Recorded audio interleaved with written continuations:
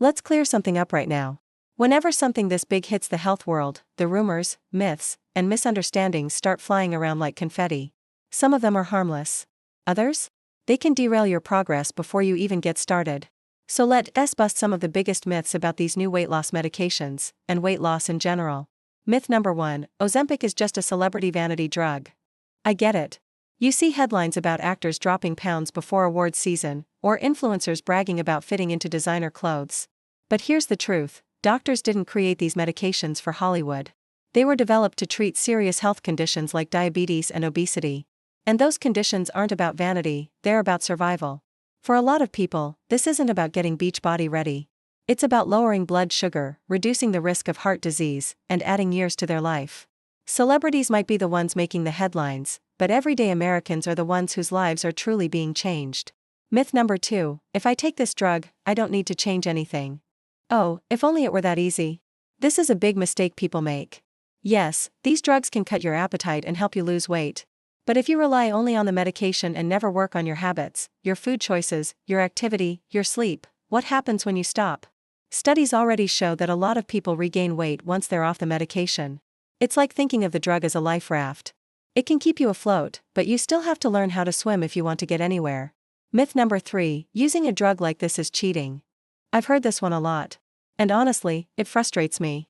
Nobody says a person with diabetes is cheating because they use insulin. Nobody says a person with poor eyesight is cheating because they wear glasses. These medications don't give people some unfair advantage. They correct a biological problem, broken hunger signals, that most people can't see but feel every single day. Calling it cheating only adds shame to people who are finally finding hope. And trust me, shame has never helped anyone lose weight long term. Myth number 4, everyone can just get it. Nope. This one couldn't be further from the truth. Supplies are limited, insurance coverage is hit or miss, and the cost is sky high for many families. And not everyone is even a candidate medically. Doctors are cautious about prescribing these drugs because they want to make sure the benefits outweigh the risks. So no, it's not as simple as walking into CVS, asking for Ozempic, and walking out a size smaller. Myth number 5, if I'm not losing weight fast, it's not working. Oh man, this one trips people up all the time. We live in a culture of instant results, 2-day shipping, instant streaming, fast food in 5 minutes. So when the scale doesn't move right away, people panic. But here's the truth, weight loss is rarely a straight line. Some weeks you might lose a few pounds. Other weeks, nothing. Sometimes the scale even goes up a little. Because of water, hormones, or stress. That doesn't mean it's not working. Progress is about the long game, not a single snapshot. Now, let's talk about some common mistakes. Because myths are one thing, but mistakes are the traps people actually fall into. Mistake number 1, thinking the medication will do all the heavy lifting. Look, it's tempting to relax and think, I don't need to change, I've got science on my side. But if you don't take the opportunity to build better habits while the medication is helping, you're basically building a house on sand. The foundation won't last. Mistake number 2, skipping meals. This one's tricky. Because these drugs make you less hungry, some people stop eating altogether or barely eat at all.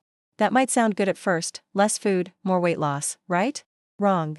Your body still needs nutrients, protein, vitamins, fiber. If you starve yourself, you'll lose muscle, your energy will crash, and you'll feel worse in the long run. The goal isn't to eat nothing, it's to eat smarter. Mistake number 3, ignoring mental health. Food isn't just about hunger. For so many people, food is comfort, stress relief, even identity. If you take away the constant hunger but don't deal with the emotions behind eating, those feelings will find another way to come out. That's why therapy, journaling, or even just talking about your struggles with a friend can be just as important as what's on your plate. Mistake number 4, comparing yourself to everyone else. Social media is the worst for this. You'll see someone post about losing 20 pounds in 2 months, and suddenly you feel like a failure. But you don't know their full story. Maybe their metabolism is different. Maybe they started at a different place. Maybe they edited the picture. The only comparison that matters is you versus your past self. Mistake number 5, quitting too soon. This one hurts, because I've seen it over and over. People start strong, lose some weight, then hit a plateau. They get discouraged, stop the medication, and fall right back into old habits. Here's the thing, plateaus are normal. They happen to everyone. They're not a sign of failure. They're a sign your body is adjusting. If you keep going, you'll push through. But if you quit, you'll never know how close you were to the breakthrough. Now, let me share a quick story. A friend once told me she tried one of those old school fad diets, the kind where you eat nothing but cabbage soup for a week. She said she made it 3 days before she broke down, ordered a pizza, and felt so guilty she cried. And you know what? That's what so many of us have experienced. The cycle of restriction, failure, guilt. That's why these new medications feel like such a big deal. They don't rely on willpower alone. They actually change the biology. But the mistake is thinking biology alone is enough. It's not. So if you're rethinking about starting one of these medications, or if you're already on one, remember this: don't let myths or mistakes steal your progress. Understand what's real. Accept that it's a tool, not magic. Use it to support the habits that will carry you forward. And give yourself grace when the road isn't perfectly smooth. Because weight loss isn't about being perfect.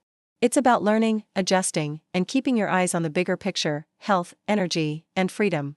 And that brings us to the last piece of this puzzle, the big conclusion. We've talked about the hype, the science, the tips, the myths. But what does it all mean for you, right now, in your everyday life? And where do we go from here? Let's wrap it all up.